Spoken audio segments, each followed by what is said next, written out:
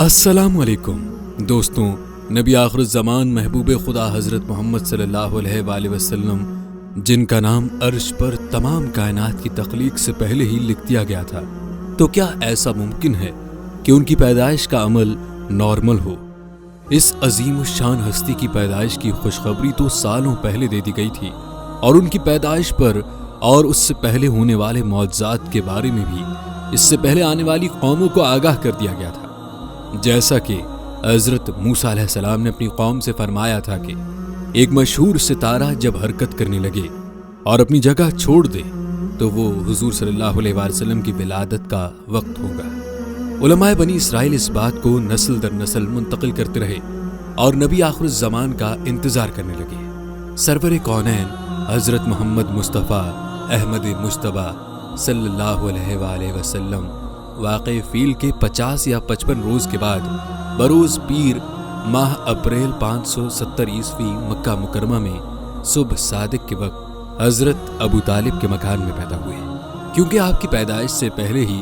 آپ کے والد حضرت عبداللہ رضی اللہ تعالیٰ عنہ کا انتقال ہو گیا تھا، جس کا ذکر سابقہ کتب میں بھی کیا گیا تھا کہ آخری نبی کے والد کا ان کی پیدائش سے پہلے ہی انتقال ہو گیا ہوگا۔ نبی کریم صلی اللہ علیہ وآلہ وسلم کی پیدائش کی تاریخ کے حوالے سے مختلف روایات ہیں، کہیں 12 ربیع الاول، کہیں 2 ربیع الاول اور کہیں 8 ربیع الاول بتایا گیا ہے، لیکن دن کے حوالے سے سب کی ایک ہی رائے ہے کہ آپ کی ولادت پیر کے دن ہوئی۔ اس کے علاوہ پیر کے دن ہی آپ صلی اللہ علیہ وآلہ وسلم کو نبوت ملی، پیر کے دن ہی مدینے کی جانب آپ صلی اللہ علیہ وآلہ وسلم نے ہجرت کی، اور پیر کے دن ہی آپ صلی اللہ علیہ وآلہ وسلم نے وصال فرمایا۔ حضرت آمنہ رضی اللہ تعالیٰ عنہ آپ کی ولادت کے متعلق فرماتی ہیں کہ مجھے پتہ ہی نہ چلا کہ میں حاملہ ہو گئی ہوں، نہ مجھے کوئی بوجھ محسوس ہوا جو ان حالات میں دوسری عورتوں کو محسوس ہوتا ہے۔ ایک روز میں غنودگی کے عالم میں تھی کہ کوئی میرے پاس آیا، یعنی فرشتہ انسانی شکل میں آیا، اور اس نے پوچھا، آمنہ تجھے علم ہے کہ تو حاملہ ہے؟ میں نے جواب دیا کہ نہیں۔ پھر اس نے بتایا، تم حاملہ ہو اور تمہارے بطن میں اس امت کا سردار اور نبی آخر الزمان تشریف فرمائے۔ حضرت آمنہ نے کہا کہ حمل کے ایام بڑے آرام سے گزرے۔ جب وقت پورا ہو گیا تو وہی فرشتہ جس نے مجھے پہلے خوشخبری دی تھی وہ آیا۔ اس نے مجھے کہا کہ یہ کہیں کہ میں اللہ واحد کی اس کے لیے ہر حاسد کے شر سے پناہ مانگتی ہوں، اور اس بچے کا نام محمد رکھنا، کیونکہ ان کا نام تورات میں احمد ہے، اور زمین اور آسمان والے ان کی تعریف کرتے ہیں، اور ان کا نام قرآن میں محمد ہے، اور قرآن ان کی کتاب ہے۔ دوستوں، ایک روایت کے مطابق حضور صلی اللہ علیہ وآلہ وسلم کی ولادت پر اللہ تعالیٰ نے آپ کی والدہ ماجدہ حضرت آمنہ رضی اللہ تعالیٰ عنہ پر ایک روشن بادل ظاہر فرمایا کہ جس میں روشنی کے ساتھ گھوڑوں کے ہنہنانے اور پرندوں کے اڑنے کی آوازیں تھیں، اور کچھ انسانوں کی بولیاں تھیں، اور اعلان ہوا کہ محمد صلی اللہ علیہ وآلہ وسلم کو مشرق و مغرب اور سمندروں کی بھی سیر کراؤ، تاکہ تمام کائنات کو ان کا نام اور حلیہ اور ان کی صفت معلوم ہو جائے، اور ان کو تمام جاندار مخلوق یعنی جن و انس، ملائکہ اور چرندوں پرندوں کے سامنے پیش کرو، اور تمام انبیاء کرام کے اخلاق حسنہ سے مزین کرو۔ اور اس کے بعد وہ بادل چھٹ گئے، ستارے قریب آ گئے، اور منادی نے اعلان کیا کہ محمد صلی اللہ علیہ وآلہ وسلم کو تمام دنیا پر قبضہ دے دیا گیا ہے، اور کائنات عالم کی کوئی چیز باقی نہ رہی کہ جو ان کے قبضہ اقتدار و غلبہ اطاعت میں نہ ہو۔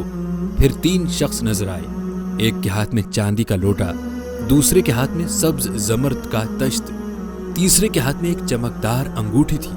انگوٹھی کو 7 مرتبہ دھو کر حضور کے دونوں شانوں کے درمیان مہر نبوت لگا دی، پھر آپ کو ریشمی کپڑے میں لپیٹ کر آپ کی والدہ ماجدہ کے سپرد کر دیا گیا۔ جب حضور صلی اللہ علیہ وآلہ وسلم پیدا ہوئے تو اللہ تعالیٰ نے آپ کو پاکیزہ بدن اور تیز بو کستوری کی طرح خوشبودار اور ختنہ شدہ، نان بریدہ، چہرہ نورانی، آنکھیں سرمگی، دونوں شانوں کے درمیان مہر نبوت درخشاں پیدا فرمایا۔ آپ اپنی پیدائش کے وقت زمین کی طرف جھکے ہوئے تھے، یعنی سجدے کی حالت میں پیدا ہوئے۔ آپ کی مٹھی بند تھی اور شہادت کی انگلی اٹھی ہوئی تھی، جیسا کہ نماز کے وقت اٹھائی جاتی ہے۔ نبی کریم صلی اللہ علیہ وسلم کی پیدائش کے وقت ایسا نور روشن ہوا کہ حضرت آمنہ فرماتی ہیں کہ انہیں بصرہ میں چلنے والے اونٹوں کی گردنیں تک نظر آئیں۔ ایک روایت میں یہ بھی لکھا ہے کہ جب آپ صلی اللہ علیہ وآلہ وسلم پیدا ہوئے تو آپ نے اللہ کی تعریف میں کلمات پڑھے۔ عرب کی عورتوں نے آپ پر عرب کے رواج کے مطابق ایک ہانڈی رکھ دی، لیکن اس ہانڈی کے 2 ٹکڑے ہو گئے۔ اس کے بعد حضرت عبد المطلب آپ صلی اللہ علیہ وآلہ وسلم کو کعبے میں لے آئے اور آپ کو اٹھا کر کعبے کا طواف کیا۔ آپ کی پیدائش سے پہلے مکے کے لوگ خشک سالی کا شکار تھے، لیکن جیسے ہی آپ کی تشریف آوری ہوئی تو بارشیں شروع ہو گئیں، خشک سالی کا خاتمہ ہو گیا، درخت ہرے بھرے ہو گئے اور ہر طرف سبزہ ہی سبزہ ہو گیا۔ لیکن دوستوں،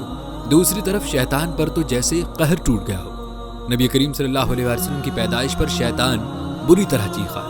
ایک روایت کے مطابق شیطان اب تک 4 موقعوں پر چیخا ہے۔ پہلی بار اس وقت جب اللہ نے اسے ملعون یعنی شیطان ٹھہرایا، دوسری بار اس وقت جب اسے جنت سے نکال کر زمین پر بھیجا گیا، تیسری بار اس وقت چیخا جب نبی کریم صلی اللہ علیہ وآلہ وسلم کی پیدائش ہوئی، اور چوتھی بار اس وقت جب نبی کریم صلی اللہ علیہ وآلہ وسلم پر سورہ فاتحہ اتاری گئی۔ حضرت صلی اللہ علیہ وآلہ وسلم کی پیدائش کے وقت جو عجیب واقعات پیش آئے، ان میں سے ایک یہ بھی ہے کہ اس رات کعبے میں زلزلہ آیا اور وہ 3 دن 3 رات تک ہلتا رہا۔ یہ زلزلہ اس بات کی علامت تھی کہ کعبے جیسی مقدس جگہ جس کو کفار نے بتوں سے بھرا ہوا تھا، اس کو بتوں سے پاک کرنے اور اس کا احترام کرنے کا وقت آ گیا۔ اسی طرح یہ زلزلہ صرف کعبہ شریف میں نہیں بلکہ دیگر مقامات پر بھی آیا تھا۔ ان میں سے ایرانی سلطنت کے شہنشاہ کا محل بھی تھا جو ولادت رسول کے وقت ہلنے لگا اور اس میں شگاف پڑ گئے۔ وہ محل اچانک گر گیا۔ حضرت شیخ عبد الحق محدث دہلوی رحمۃ اللہ علیہ فرماتے ہیں کہ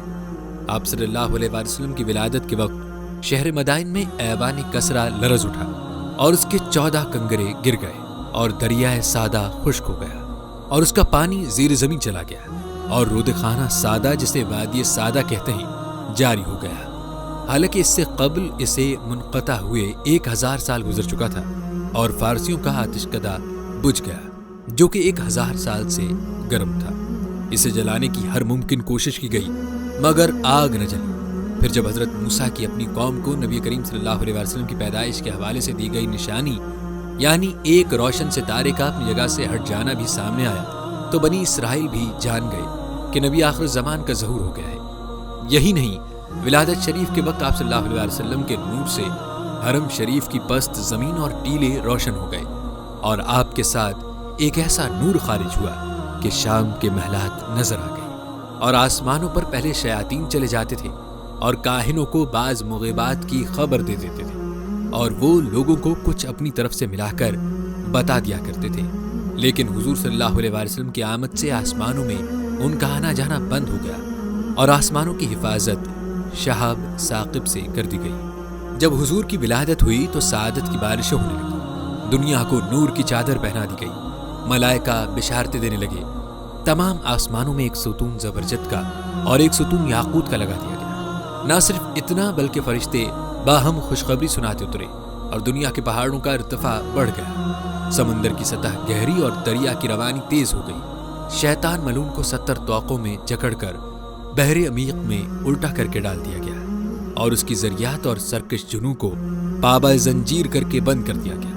کوئی درخت ایسا نہ تھا جس میں پھل نہ آیا ہو، کسی قسم کا خوف نہ تھا اور دور دراز علاقوں اور راہوں میں امن و عافیت تھی۔ دوستوں، امید ہے نبی کریم صلی اللہ علیہ وآلہ وسلم کی پیدائش کے وقت ہونے والے چند واقعات سن کر آپ کی معلومات میں اضافہ ہوگا۔ اگر آپ کو ہماری ویڈیو پسند آئی ہو تو اسے لائک اور چینل کو سبسکرائب ضرور کریں، اور نبی کریم صلی اللہ علیہ وسلم کی زندگی کے حوالے سے